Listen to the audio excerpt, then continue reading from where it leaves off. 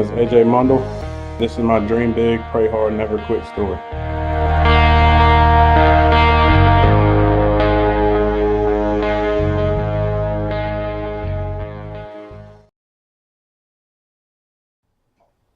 Hey everyone, hey, thanks for tuning in and watching today. Today we've got AJ Mundle with us, and he's going to tell us his Dream Big, Pray Hard, Never Quit story. AJ, again, thanks for joining us today. So I know you're a local guy here and you grew up in Fremont. So tell me about what it was like to grow up in Fremont. Yes, sir. Fremont, it made me who I am today. It taught me pretty much everything. It molded me to what I've become. From being the youngest in the household, had an older brother, older sister that pretty much I looked up to for anything. Had my dad and my mom both in-house. That helped out a lot. My mom, she was my biggest motivation, and just keeping her happy. Both parents, actually. My dad taught me a lot. Yeah, Fremont, it molded me into the person I am. Now, I know that you played with a lot of older kids when you were younger. Do you think that really helped you with your athleticism as you grew older? Oh, yeah. 'Cause every we were the group of kids. We played outside every chance that we got. So there was not a lot of video games like today? We had our video games, but it was different. And my parents and a lot of parents is, if we go outside, it ain't gonna be too much running back and in. You go out, you stay out for a while. And that kind of helped us. But we would play football, basketball, baseball, whatever it was that day. And we played the rough tackle football. So you were, it's because you're still fairly young. What are you, 24 years old? 24. 24, but your parents made you grow up old school. Pretty much. That's good. That's good. I like that. It taught me a lot. And then playing with those older guys, and being the youngest one, it was either you learn how to handle it, getting tackled by those big guys, or you go home. And then my parents, if I would go home, hurt, crying, it was like, you better go back out there and make a name for yourself. Man up, huh? Man up. Don't come here crying. So jumping a little bit to ACOC, I know you went to ACOC and you were a very good athlete. That's why I asked the previous question. So that must have really helped you out at ACOC because from what I hear, what I've seen on some of the clips, you were an outstanding high school athlete. Yeah, I was a pretty decent athlete. Grew up, I was playing running back, linebacker. I played many different positions. Freshman year at ACOC, I was running back, linebacker. Sophomore year, I moved up to varsity. We had a couple senior running backs, and coach was like, hey, we're going to try you out tight end. I was like, all right, that's fine. I'm cool, whatever. Played tight end, started. My stats ended up being pretty good that year. I was ranked for yards in the state. I think I was third. Eric Ebron, he was up there too. He plays for the Colts right now. Yeah, so he was up there. That was the only sophomore in the top three. A senior and a junior were in front of me. So that really motivated me to keep going. And I had that dream that every athlete as a kid had to want to become a pro. Exactly. So I started gaining interest and talking to a couple colleges. Going in my junior year, that June, one practice, went up to catch a ball, came down, tore my ACL in my right knee. That's a bad injury to have. Even at any level. That, it really challenged me. Because like I said, that happened in June, and I was one of those where I didn't want to rush to the doctor every time something happened. So, back to your mom and dad, right? Yeah, okay. Yeah, so I sat out a couple of days, tried to get a brace, come back, didn't work. So I sat out a couple more days. I think I didn't go to the doctor till probably August, and that's probably me being hard-headed. But and when did this happen? Happened in June. And you waited till August. So you went for, what, 2.5, 3 months with a torn ACL? Did you think your mom and dad were, did you say, hey, I manned up for as long as I could? No, actually, my coach at the time, because we had that break, it was a dead period. And so I was like, I'm going to use this break to recover. And we came back, first day back, actually, I went out it was something simple. And I made a cut, and when I planted on that knee, it gave out again. And he called me over. He was like, "You're going to the doctor." So I remember going. I had my MRI done. The results came back. I think it was August 16th. I remember it like it was yesterday. The doctor came in, told me you tore your ACL, and I was still young, so I didn't know like how that process would be. I was like, "Can I still play?" That's all I was worried about. He said we're gonna have to have surgery, and you're gonna miss this whole season, and that's when I got kind of emotional. Right. 'Cause I just love playing, and it was never a time of the year where I wasn't playing sports since I was 6 or 7, playing baseball, go from baseball right back into football into basketball, then school basketball and AAU basketball. So I was always busy. So that was the first year that I wasn't able to play any sports. Had the surgery September 15th, but the night before, I actually got saved at Bethel Church. That's a great time to get saved before surgery. Yeah, it was sitting out. I had a lot of time to think about other things, and I was going to church. Then something that night just made me want to get saved that That's night. awesome. Yeah, I had the surgery, went through rehab and everything. They said it was going to be about 8, maybe 10 months. They basically said it was up to me how I did rehab. I think it was 6 months later, I was back. The leg that I had the surgery on actually came back stronger than the other leg because I put so much work into therapy. My therapist, they really helped me out a lot to get me back out there on the field where I wanted to be. So a lot of hard work. Yeah, it was tough. Kind of that whole thing, the dream big, pray hard, never quit. Mm-hmm. You had to work hard to be able to get back so quick. Yeah. Things just don't come easy. No, it was tough. It was moments where, I thought it was over for me at some point, but I kept my faith strong. Still had a dream that I wanted to live out. I prayed about it. I just kept going, kept grinding through it. It hurt, but it comes. Gotta take the good with the bad. So let's jump up to Elizabeth State University. Mm-hmm. From what I understand, you got a scholarship. Mm-hmm. So even after you tore your ACL, you rehabbed it, you came back strong, and you ended up getting a scholarship to Elizabeth State University. Yeah, I came back. My senior year in high school, had a pretty good year again, coming off injury. Still had a couple schools looking at me. This wasn't the bigger schools, so it's kind of hard to take a chance on a guy Right. after tearing his ACL.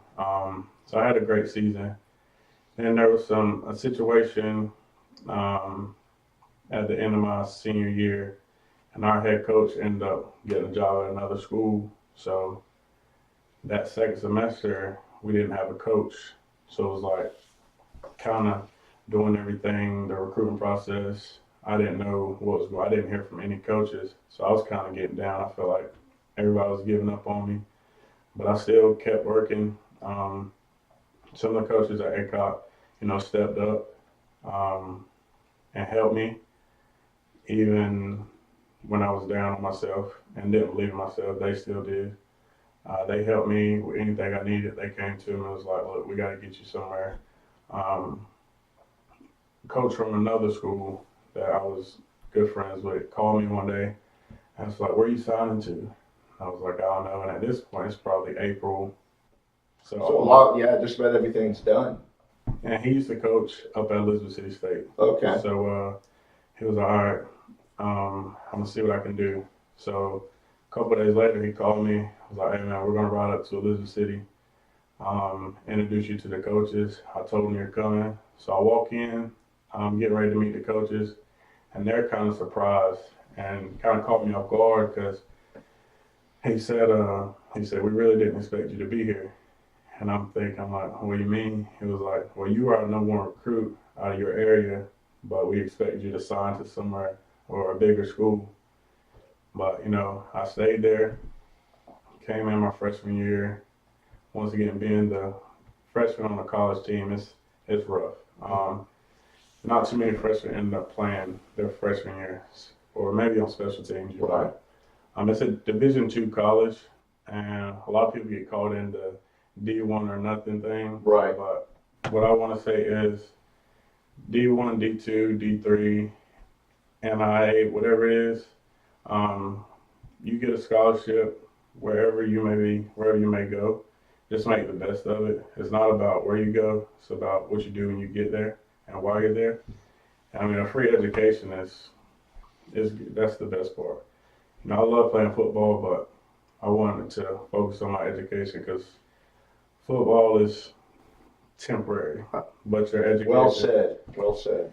Your education will take you a long ways. So it's not much you can do about everything that's happening. You just gotta take it how it goes. So I made sure my grades stayed on point. Then, like I said, my freshman year, I ended up starting at tight end. Had a good year. So you were a freshman and you started. Mm-hmm. All right. The very first game, my freshman season, I did not touch the field at all. And that Okay. was my first time in my life, like Not really playing. not playing. So I practiced hard. Second game, got in. My first ever catch in college was a touchdown. I mean, we were playing Tusculum College in Tennessee. We were down by 2 touchdowns, but we still had a chance. I think it was like 28-42 maybe. Came in, my first catch, first opportunity, ended up being a touchdown. So like that was the best feeling ever. So when did you actually sleep again after that? Because I don't know if I'd still be able to sleep now.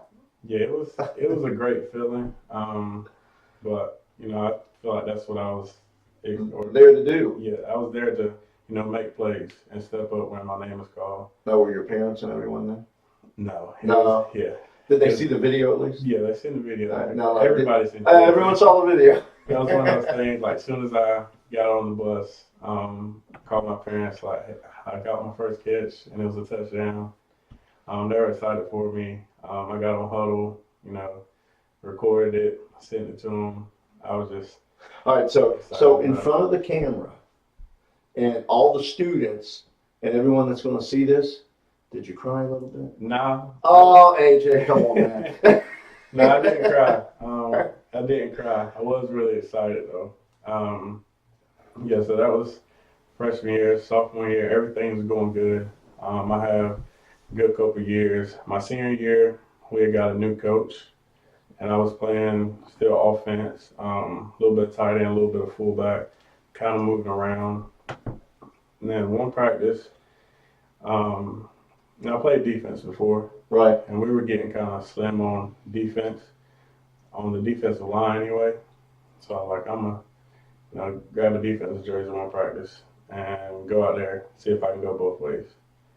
So I ended up starting at defensive end, as well as still playing some offense. Now you're a sophomore. Well, this is actually my senior year. So your senior year, Mm-hmm.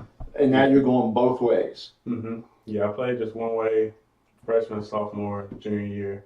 And my senior year, I was like, it's all or nothing. Let's do it. Let's go both ways. So what were you thinking about? What was your next step as a senior? And I know you won, and I know you're a humble person. I won't say a lot, so I'll say it for you. Mm-hmm. I know you won quite a few awards while you were at college. Mm-hmm. You won, and I don't know what they all were, but I've had other people tell me you were a standout, and you have won a lot of awards. Mm-hmm.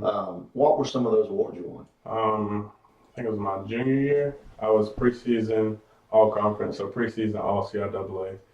That's where they go through and look at your stats from the past season and choose who's the best each position that they think for that next upcoming season. So I was all conference or preseason CIAA tight end. I had now speaking on the grade side and the school side, the highest GPA in my major for my class. So I kept that up. And I was an exercise sports science major. I was in the physical education department, just more on the exercise and about the bodies, like the anatomy, that side of it. So kids, let me tell you something. you can still play a sport and get good grades. AJ, here's an example of it. So don't let someone tell you you can't do it.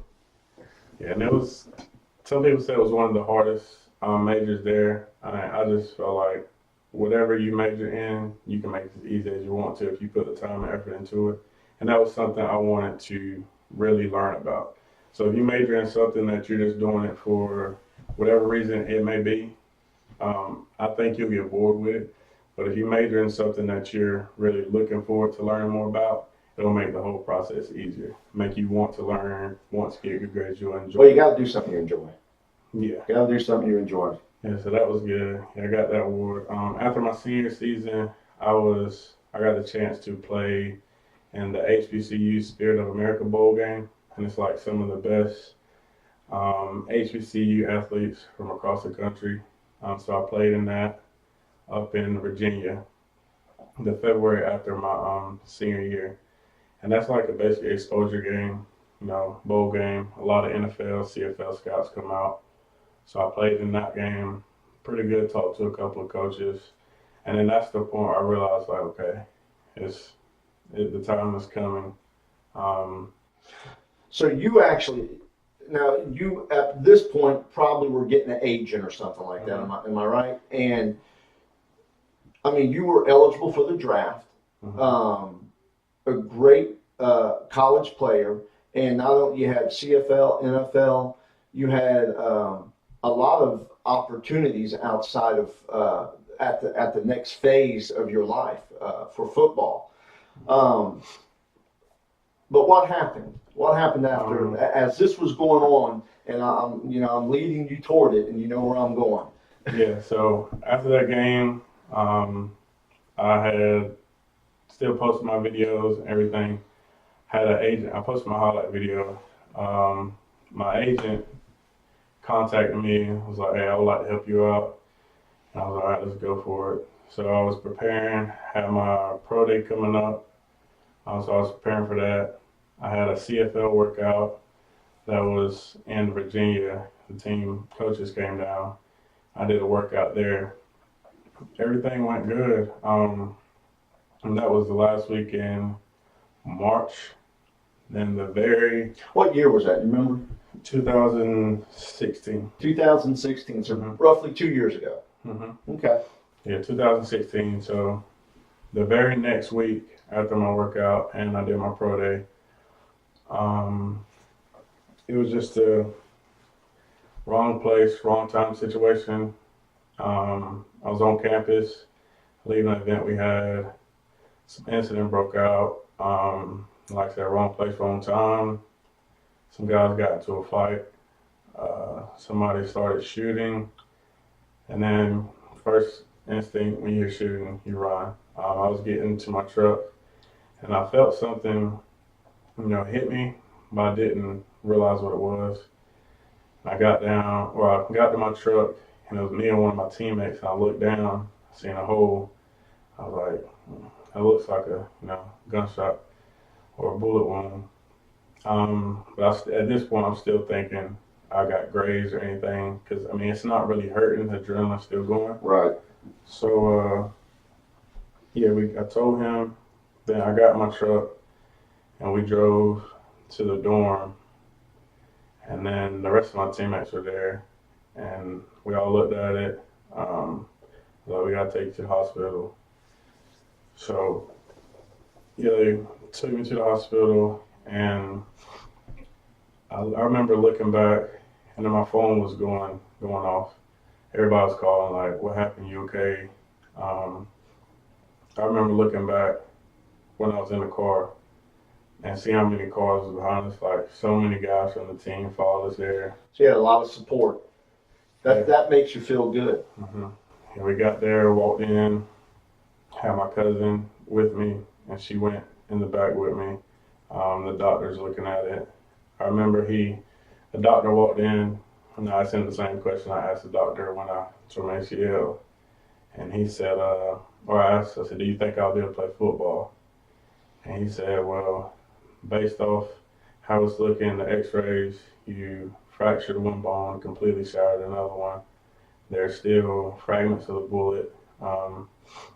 in there. So we're basically saying that we hope you can walk the same again, like without a limp. And at that moment, I just broke down, started crying. Everything you'd worked for. Yeah, it seemed like my dream, my dream now, I say that, had been shot down literally. Right. So that was a rough night. Probably one of the toughest parts was calling my parents. No parent wanted to get that call. Exactly. I wanted to wait until I was able to call because I didn't want anybody else calling because I was thinking it might have been worse than what it is. At least if they hear your voice, they know you're okay. If someone else is calling, they don't know what's going on. So yeah, that was a good call. They kind of freaked out a little bit, but them hearing me say it, kind of helped them out. I told them I was okay. So in the next couple of days, I just went through that period. Like, we always ask that question, like, why me? When something bad happens, like, why me? Why this has to happen? I would tell people at school, I would talk to some of my teammates, and I was just out of it. I felt like I was mad at myself, mad at everybody. I feel like I let a lot of people down. Even though you didn't do anything. Yeah, especially when my agent had called. And it was before I didn't tell my agent because I didn't know how bad I would be out. I know what the doctor said, but I figured I could work and get myself back. So I didn't want him to just like pull the plug on me. So I remember him texting me and was like, "Hey, I sent their film out to a couple teams.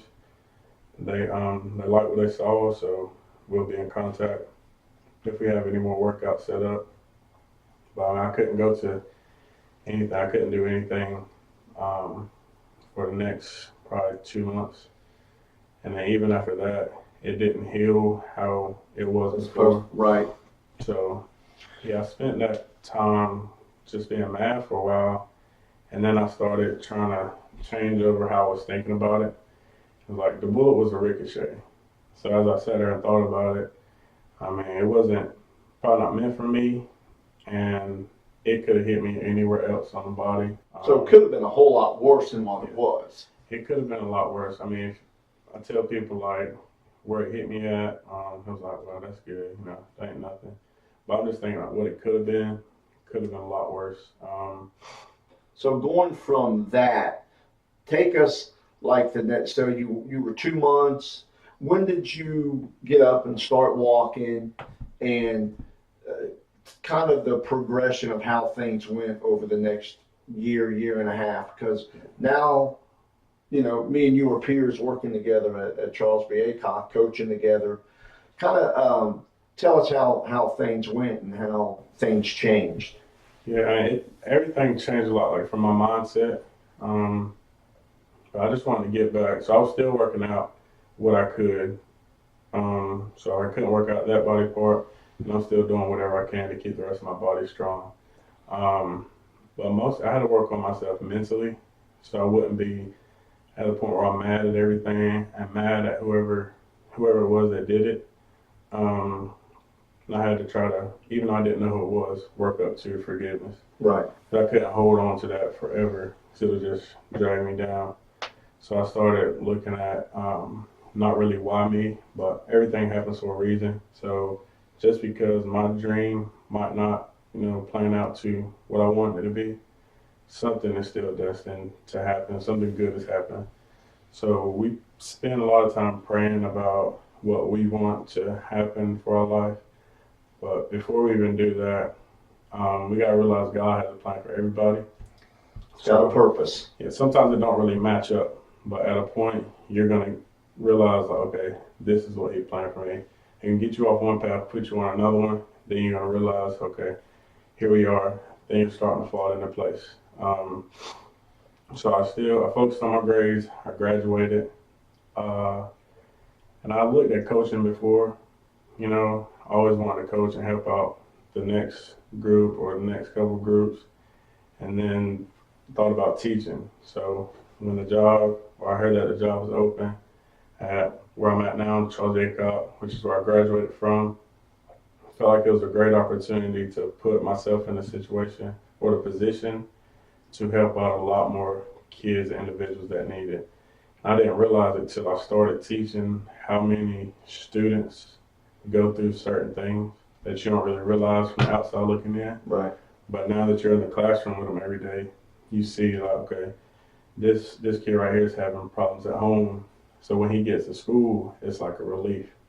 So I just felt like it's my best chance to actually reach them on a personal standpoint, like face to face.